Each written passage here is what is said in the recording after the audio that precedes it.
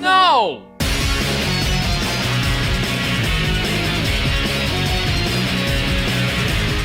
Oh great, another quick review on a racer. When will we ever make something about something else? Well okay, how about a review replay? Forget what I asked! Serving as a response to the long ongoing development of the next entry, Polyphony made Gran Turismo 4 Prologue.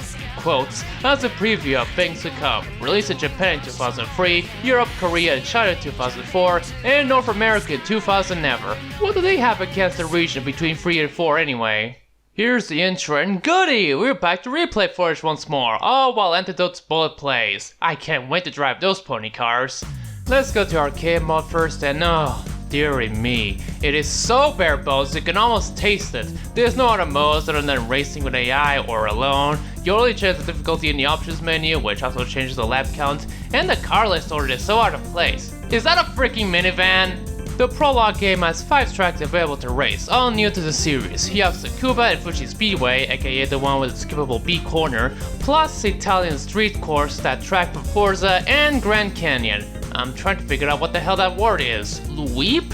I despise cursive sometimes.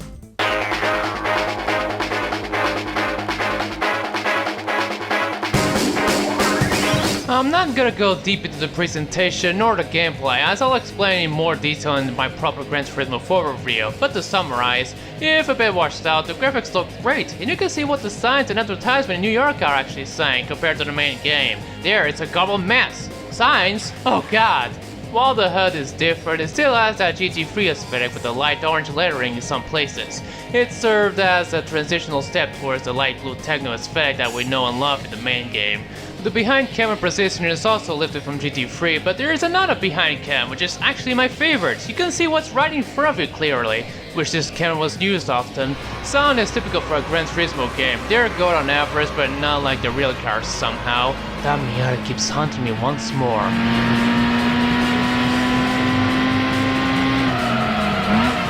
Hell, the audio reminds me of GT3 even more with the crash and skid sounds.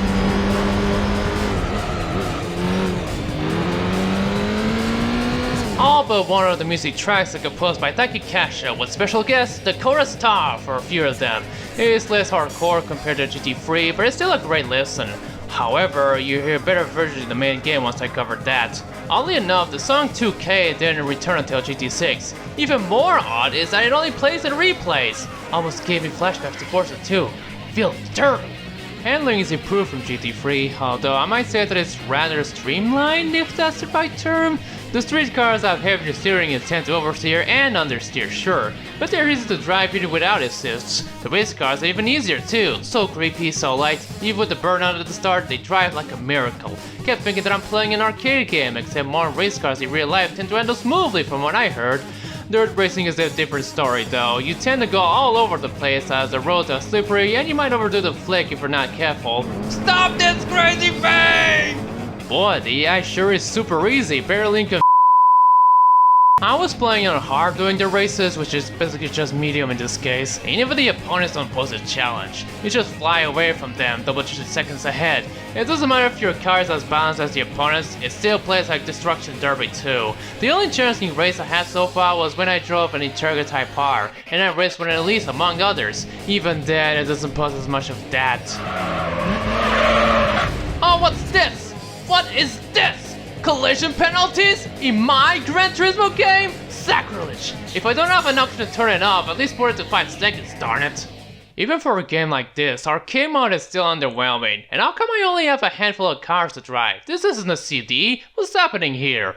Well, this isn't the main course. GT4 Prologue, to put it simply, is actually one glorified virtual driving school. The main portion consists of 41 license tests with 5 coffee breaks added in, all but the last one involving knocking down cones. While they're not very necessary, you must get at least bronze to unlock cars for arcade mode, and they're good teaching lessons for beginners, you Australian twat. Earning all go in the section unlocks a concept car. Welcome to the first lesson of Gran Turismo 4. Ah! Is that a non-singing voice? As you can imagine, it teaches you how to handle a car bearer as well as racing techniques, all guided to you by Vicky Butler Henderson. Yes, the same Vicky was in old Top Gear, and still is in 5th Gear as one of the presenters. Welcome to Lesson 4. This lesson takes place on the second corner of the beginner's course in the driving park. In this lesson, you'll learn that once a car is travelling at a certain speed, no amount of steering will enable you to turn a corner correctly.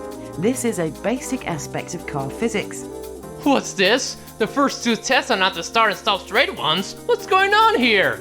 Well, the first test doesn't leave a good first impression. It's just driving around this small oval for 2 laps while being limited to 50 kilometers an hour. Fun. It actually has some interesting activities you get to do, like doing a proper startup, off-road drifting and counter steering, fuel consumption, not getting scratched in tight spaces, so forth. Although a few that are just doing 2 laps around the track, to get a better feeling of it, see? At least I don't get to worry about getting bronze time in some. Once you're done with this part, the ending moving play, showing Polyphony's crew taking reference photos of tracks and testing cars, even those that never appear in the series at all. Shame, I really wish the stock Reynolds Pass was in the GT game. It then ends with a video preview of the proper game with stuff like Hong Kong, Amalfi, and the flipping Nürburgring. Coming soon! But it's not over yet. Now you get to do the purple test, which involve passing cars and racing without much contact. This is so wow to me. The only other time these tests exist in the series is in the 5th main one later on. It ain't a lot, but it's funny that it happened twice.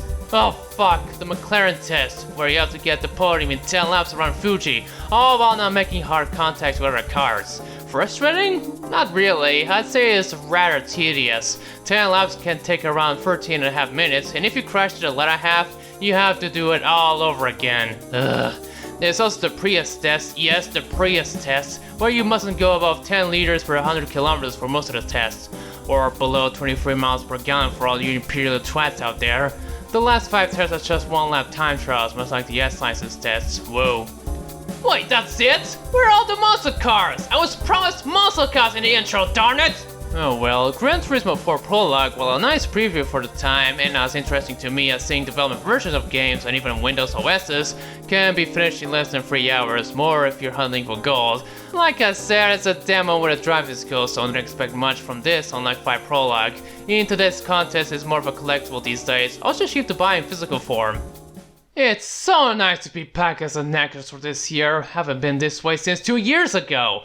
What mad and macabre offerings am I gonna cover for you to enjoy this month? Well, aside from my job hunting stress. Well, don't expect much, cause I might drop something unexpected like always.